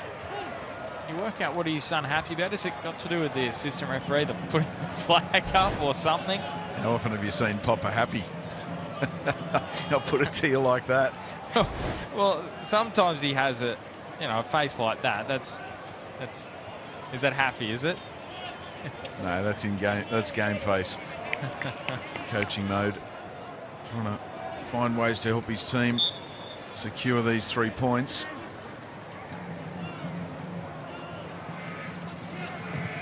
Brimmer.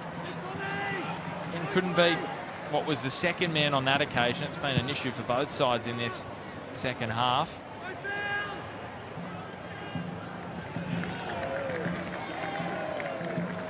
So Victory just having a little more of possession, more of a spell down Newcastle's end of the ground.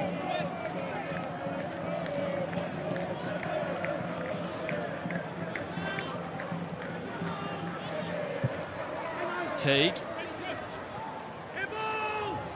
The chest of Arzani. Traore lines it up. He hasn't scored in more than 10 years in the A-League. And he didn't come much closer to breaking that drought on that occasion.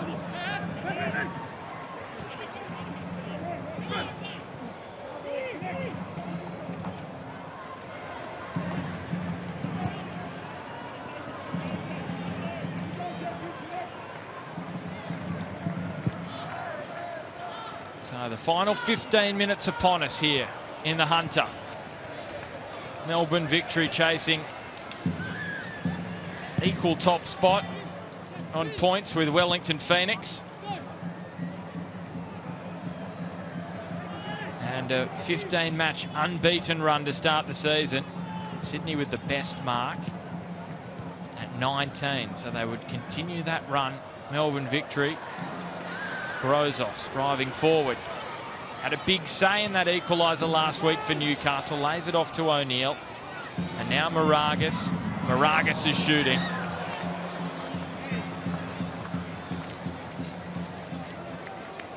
Never going to trouble Paul Izzo with the trajectory of that shot. No, we see on the Harvey Norman replay, Moragas just trying to make something happen for his team. That's what can happen sometimes. You just start to try too hard to find a goal rather than just stick to the processes. Can't blame anyone with a strike like Moragas for trying from distance, of course, but just finding any which way a route to get back into this game, Newcastle.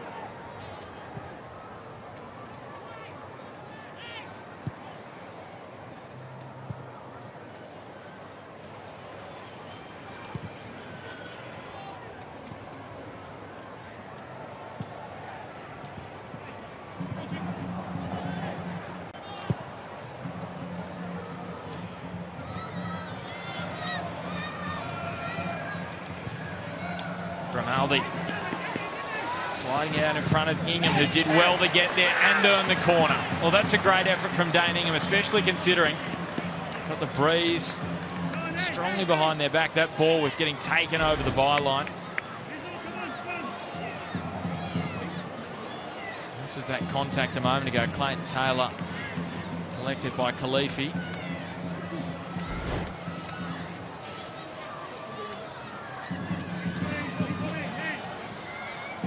So Newcastle 6 shots to 0 in the second half.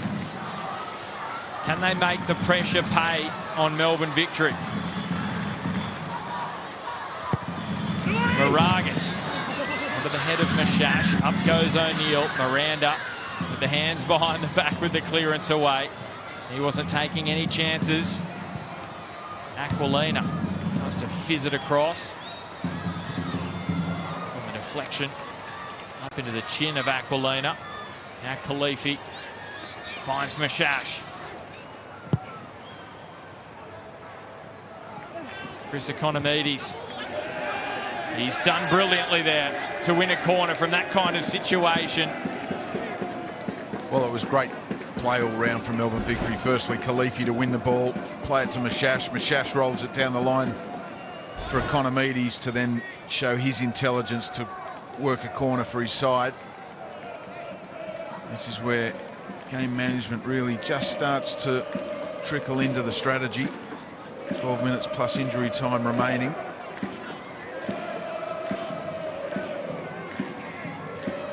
It's a big question. Do you go for the jugular? Do you go for the second?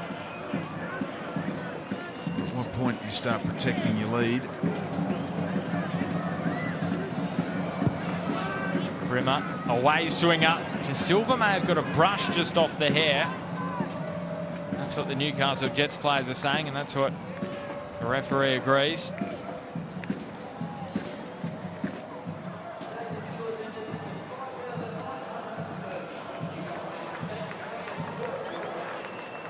And maybe we're getting the answer to the question that Phil Moss just posed, with Connor Chapman having a chat to the coaching staff. Grimaldi just almost looked to lose his footing there for a moment.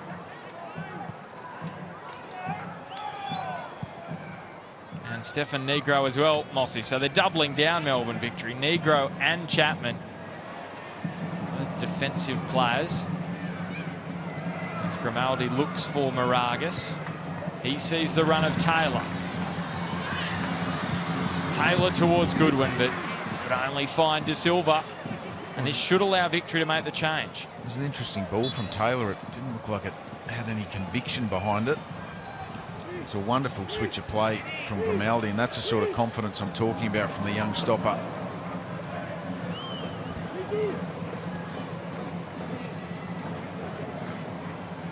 So Adama Traore is going to be replaced here by Stefan Negro, and Daniel Arzani coming off for Connor Chapman. Jonathan Barrero is going to jog it off with them.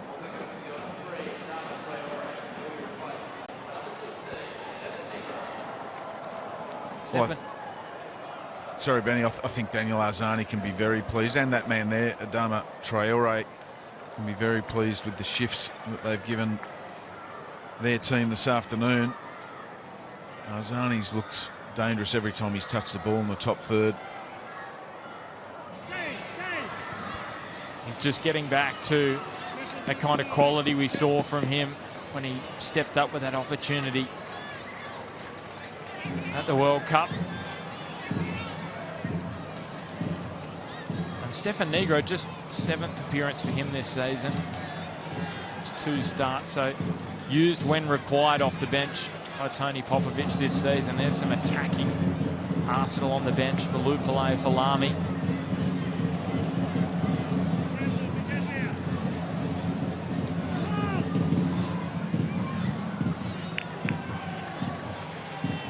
Newcastle just look a little devoid of ideas, Mossy. They came out in the second half, they created lots of chances, weren't able to break through, and of late they haven't been able to find anything of note. Maybe this is why Rob Stanton has pushed the Piscopo button. Well, there's your answer. Great question, Benny, and there's your answer delivered from Rob Stanton. Piscopo is exactly the type of player that can come on and open up a defence. He's got 10 minutes plus injury time, or 8 minutes plus injury time, to do just that. Missed last week with a bit of hamstring tightness. Back off the bench here, and Newcastle desperate to get him fit and in and out of the side this season because of injury issues. Taylor takes it back towards O'Neill. Mashash wants Connor Chapman to chase. Not quite the likes of Valupale or Falami, though, is Connor Chapman. Well, I don't think the instruction from Tony Popovic to Connor Chapman would have been come on and make forward runs in behind the Newcastle defence. Maybe more there to lock up the midfield. Piscopo, down he goes. Jonathan Barrero playing advantage. Ingham curving it round, and as we've seen throughout this match, into the gloves of Paul Izzo. He's been fantastic, Paul Izzo. I mean, that's a routine take for him, the Melbourne Victory keeper. But certainly this sort of delivery from Newcastle just hasn't been good enough. That cutting edge in the top third. They've made enough entries into that top third, but it's what's on the end of it. It sees them with a donut next to their name on the scoreboard at this stage. Still time though.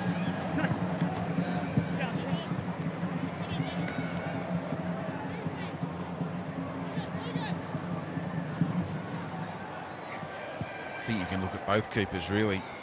If the score was to stay this way, Paul Izzo's played a huge part in that for his side. If it doesn't blow out to 2 or 3, You can say Ryan Scott's done the same for Newcastle.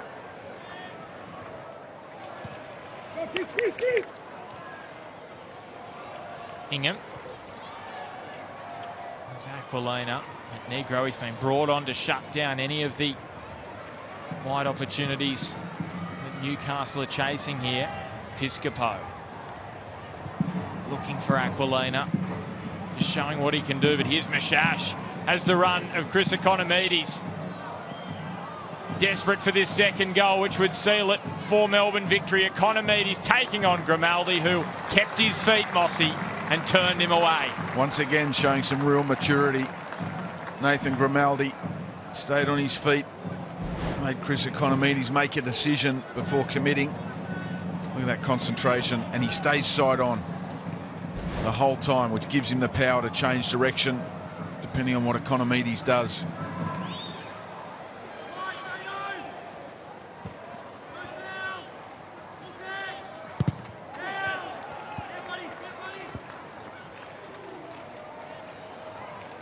Ryan Scott's on the chase looking for a ball. The ball kids didn't have one, so the Jets goalkeeper had to put in a sprint to find one in a nearby location.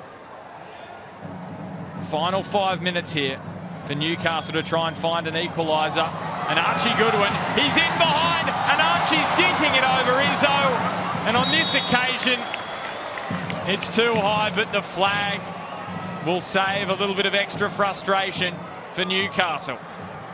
Well, it's a moot point, of course, but Archie Goodwin wasn't to know it. Gee, that must be close. That must be very, very close. He almost had too much time to think then. At this stage of the game, and you'll learn this with experience, when you're chasing the scoreboard, you're better off keeping it hard, low, and putting your laces through it than trying to be too cute with a low percentage finish.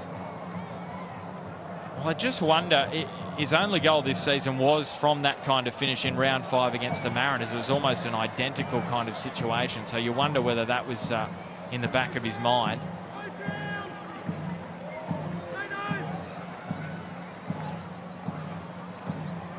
I think the point is, when they come off, they're fantastic, but if they don't come off, if you don't hit the target, it's a chance to be rude.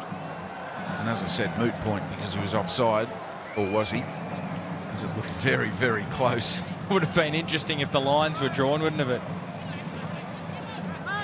Vastly experienced assistant referee there, and Ryan Gallagher.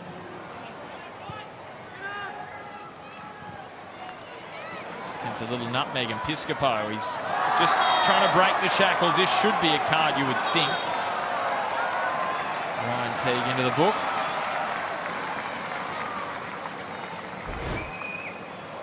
He didn't have his poker face on there, Ryan Teague. He gave himself up with that reaction right there.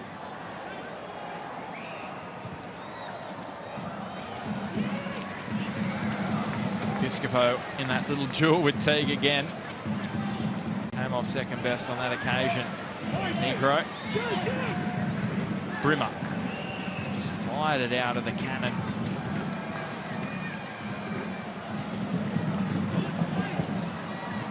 Ryan Scott's still leading the Paramount Plus player index for those miraculous saves in the first half. Look at that, 2 goalkeepers leading the Paramount Plus player index. Top 5. This confirms the point. Moraga, Stamatolopoulos! There's the equaliser for Newcastle! And it's third time lucky for their leading goal scorer, who is having a golden season for the Jets. What a moment for the home side. And there's the celebration. Yes, baby, indeed. You have found the back of the net to give your side the equaliser.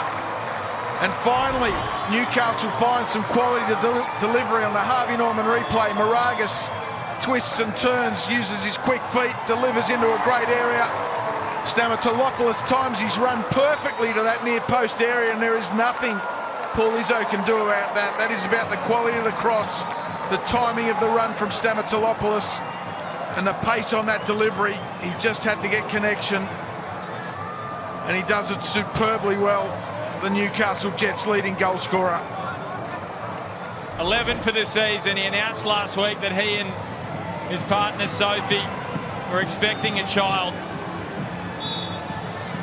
And he is absolutely loving life at the moment on and off the pitch. And he put away those penalties that were saved in the first half. And he's come up huge for Newcastle here.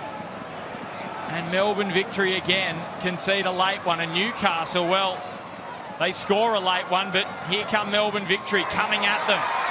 Can they show us what they've learnt, the Jets, from last week as Connor Chapman goes into the book? It's a cacophony of noise here in Newcastle, Mossy. This game has come to life again. Stamatolopoulos. Well, there was a big build-up.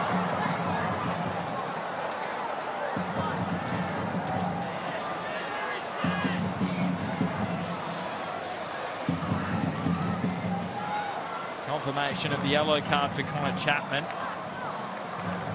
So how much stoppage time are we getting here in Newcastle? Are we in for a grandstand finish? We saw it with Perth, Melbourne City last night. Is it something with you on the calls, Mossy? You bring in the drama and the goals. I say it took me a while to get to sleep last night after that one. What a cracking... haven't we had some cracking games of football this season in the A-League? We've got 5 minutes of additional time. Stamatolopoulos driving forward. Has got Clayton Taylor on the outside. Now Aquilina drops it back for Piscopo. So many options for Reno. He goes with the outside of the boot to Ingham, who's swinging it in again, and Aquilina was a hair away from making it 2-1. Now Ingham driving in. Deflection looked to be maybe off the hand. That's what Victory thought of Ingham as Grimaldi slips. Presents an opportunity maybe for Victory, but Nada puts it into row one of the grandstand, and there's a late change here. Geordie Valadon being thrown onto the field by Tony Popovich. Ryan Teague off. Just his 4th appearance of the season, the former City Academy product.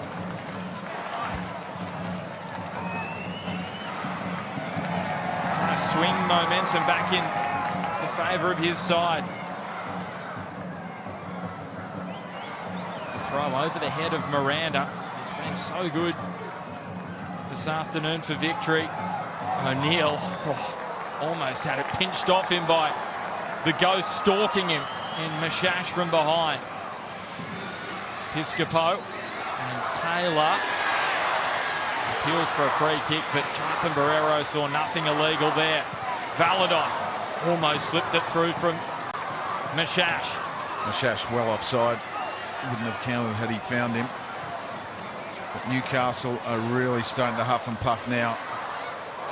Stamatolopoulos and Aquilina just lost his footing as he looked for the cross. Spills for Stamatolopoulos, and it should be a Jets throw, and is. So 3 minutes remaining in what has been a really intriguing match of football in Newcastle. Aquilina. Flag stays down for the moment, and that's well shut down by Negro eventually, though it does come up.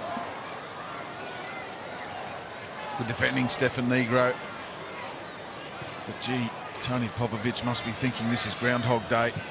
If this becomes another 1-1 draw, that'll take it to 7 1-1 draws for the season. So it would be 4 1-1 draws in a row for the... I should say 4 draws in a row for Victory for the second time this season. They've never had 4 1-1 draws in a row. They did have 3 earlier in the season. Economides swerving and looking for an opening. Negro. Mashash overhit. Newcastle now believe it's their opportunity as Tony Popovich, frustrated, no doubt.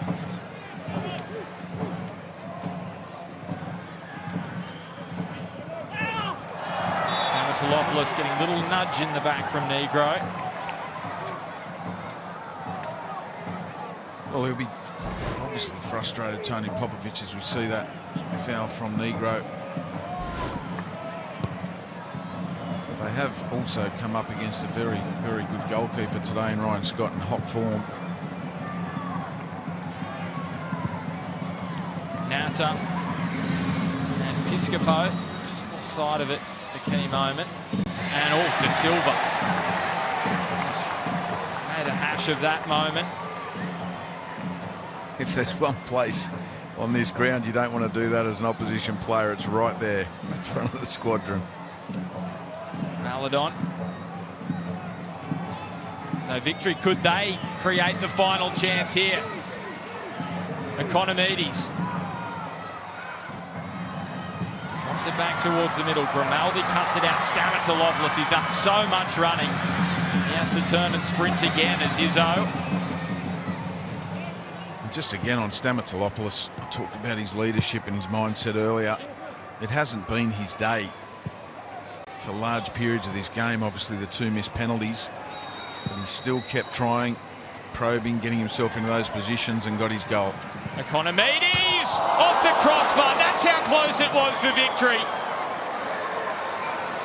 With basically one of the last kicks of the game, and now Clayton Taylor is burning away. So an opportunity maybe at the other end. Still Taylor, and shut down by Victory. And that probably should do us here, maybe. And it's 4 draws in a row for Melbourne Victory for the 2nd time this season. Newcastle pulling a point out of the fire late thanks to their leading goal scorer, Apostolos Stamatolopoulos. But Victory once again conceding late to drop points this season. Frustration for Tony Popovic's side. They do get Bruno Fornaroli back next week though, which will be a huge tonic for Newcastle though.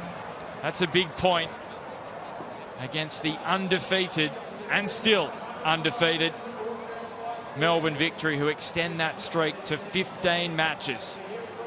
Full time in Newcastle, the Jets won, Victory won. Phil Moss, a really intriguing match of football, wasn't it? It really was. If you look at the statistics from a point of view of shots on target, shots inside the box, Melbourne Victory dominate, except for expected goals. 1.42 to Melbourne Victory, 1.78 to Newcastle. I thought